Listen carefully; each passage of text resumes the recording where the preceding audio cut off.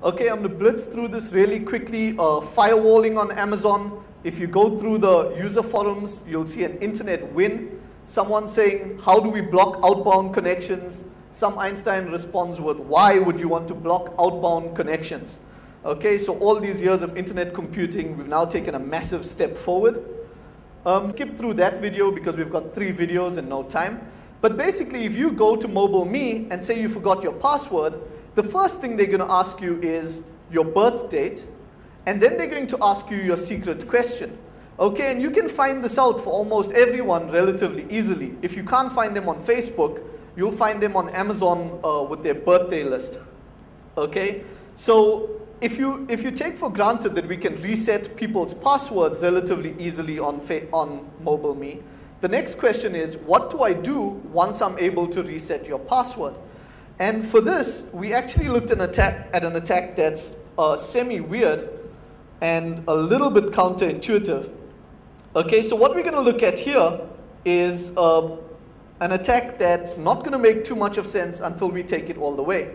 And basically what you find is if you sync your phone with MobileMe, okay, you're in a position basically to use the Forgot My Phone feature. Okay, so Apple's MobileMe now says, hey, here's where your phone is located, blah, blah, blah. Okay, and what you'll notice is Apple take the name of your phone directly onto that application. Okay, so what we found is if you go in and name your phone script alert hi, so you insert some JavaScript into your phone name, you'll find that that script goes through and actually tries to get rendered on the Apple MobileMe page. Okay, here you're going to bump into some technical difficulties, which is basically that Apple's MobileMe page, not for security because Apple wanted it to look nice, truncate the name of your phone. Okay, so in a bunch of places, even though you put a lot of JavaScript in it, they're cutting down that JavaScript. Okay, and what we find is actually they cut it down in 3 places, and in 2 places they don't cut it down. Okay, so all our JavaScript that we put in our phone name can go to the MobileMe page, except some of it's getting cut off, and so some of it's breaking their page.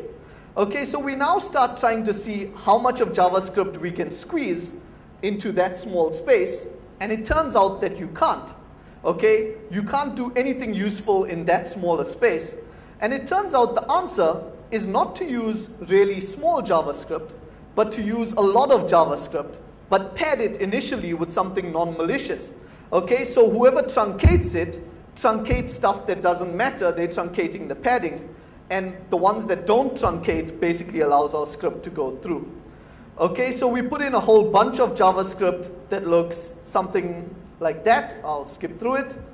And essentially what it means is that now, anytime someone goes to the web page, anytime someone goes to this MobileMe page, the JavaScript that we put in our phone name now runs on their MobileMe page. Okay, which again sounds pointless or slightly pointless because it now means that anytime someone goes to this page, they now get owned with whatever script we put on our phone, which takes us really quickly, I see that my time is almost up, to probably the last version of this. Okay, so we were looking for someone reasonably high profile that wouldn't get too upset with us. Okay, and if you take a look at the art of deception, controlling the human element of security, we decided not to pick on Kevin Mitnick again because that's done, but you find that Steve Wozniak wrote the intro, okay, and he spoke about basically spoke about the human aspects of security. If we try to find Wozniak on iDisk, we can use the normal way, so you search for Wozniak, comes back and says the account doesn't exist. Okay, Steve Wozniak comes back and says that doesn't exist. Okay, and probably what we should have guessed from the outset was Woz. Okay, comes back, says Woz's account actually exists. If you play around in the account, okay, that's his public files, so haven't attacked him yet. Okay, and what you'll find is he's got some sort of photo library that sits there. Okay, you'll notice the photo takes a long time to download because we're in South Africa. Okay, but essentially what you figure out is that this is definitely the Steve Wozniak. Okay, so that's from his photo gallery. Okay, so what we do then is go into his mobile me and say, I'm Woz, I forgot my password. Okay, it says, what's your account? Woz, we've just guessed. Okay, it comes back here and tells you that the alternate email is at woz.org. So we already can confirm it's definitely Wozniak. Okay, like I said, mandatory question, verify your birth date. Okay, not particularly challenging. If you do any sort of Google for him, you're going to find his birth date relatively easily. Okay, so once you put in his birth date, that's going to come back with the secret question. I'm going to skip through this quickly because I'm in overrun mode. Okay, that comes back and says, what's your mother's maiden name? Okay, also going to be particularly hard on the interwebs. Okay, so if you go there, comes back, tells you his girlfriend, also tells you his mother's name. Okay, so you put it in, it's Kern, for those of you who cared. Okay, and at that point, it allows you to reset his account. Okay, you then use the first attack that we spoke about, which then allows me to sync my phone with his. Essentially, I have a way to insert JavaScript into Woz's page whenever he views his page. So from now on, anytime he visits his page, anytime Woz visits his page, what he should see on his locate me is something like this. Okay, but essentially, we can put anything in there so that anytime he goes there, he sees what he thinks is valid, but his mobile me always calls home to us. Okay, at the time we mailed him and he mailed back. He's actually quite cool about it. But what's interesting to note here is we keep going lower and lower when we talk about Trojans, okay? We went from Trojans, we went to kernel Trojans, we've now gone to SMM rootkits, okay? But a rootkit like this is literally a rootkit written in JavaScript that lives inside of Woz's mobile me. It doesn't matter what he does or where he goes, every time he logs into mobile me, his mobile me is going to send us his current credentials. Okay, so it's actually taking a Trojan and moving it higher up in the stack rather than lower in the stack. We all laughed at XSS initially. We all called it a bit of a lame vector. But actually, with where we're going, it's starting to become more and more important.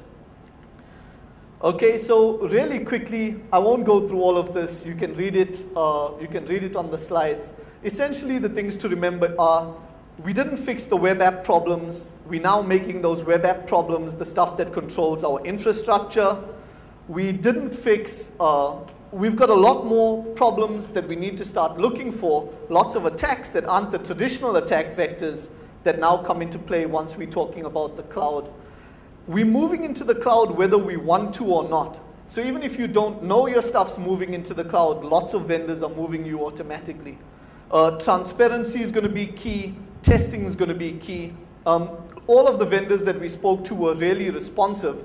In fact, Salesforce.com have since come up with a model where they put up a box and let you hack it free so that they can make some steps towards transparency. Of course, they're getting free auditing for it, but it's a good move.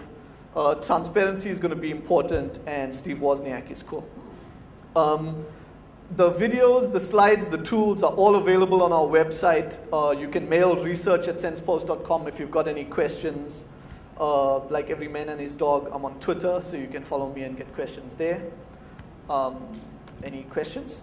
Unfortunately, if you don't mind, Mr. Mir, we'll have, can we do questions off the stage if you want to approach Mr. Sounds good. Excellent. So please feel free to approach him directly. We would now, in the interest of time, would like to move on to the next talk. Thank you very much, Mr. Harun Mir.